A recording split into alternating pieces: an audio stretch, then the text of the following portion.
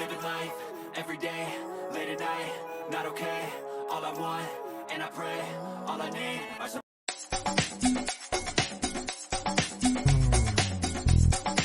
Showbiz Kachika TV. Hello mga kachika! Last weekend nga ay present nga si Casey Concepcion sa first birthday ng kanyang pamangkin na si Daniel Amari na anak naman ng kanyang kapatid na si Gary Concepcion. Si baby Daniel Amari nga ay anak nga ng singer na si Michael Pangilinan at ng partner nito na si Gary Concepcion. According nga kay Gary Concepcion, ay super private nga daw ang whereabouts ng kanilang baby girl. Pero ngayong 1-year-old na nga ito ay ino-open na nga nila sa public ang kanilang unika iha na talaga namang cute na cute at ito nga ay first apo ni Gabby Concepcion.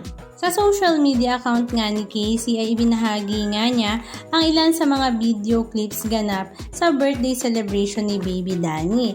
At nakakatuwa nga si Casey ay talaga namang giliw na giliw nga sa kanyang pamangkin.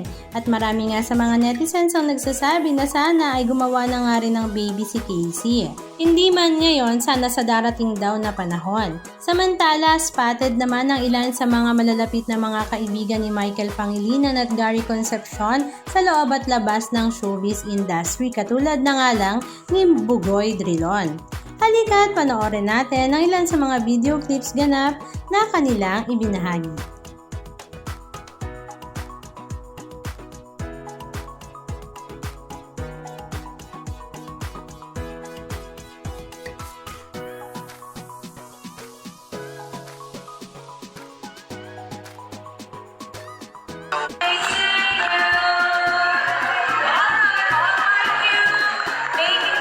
Baby Danny, together with the family, please blow your birthday candle.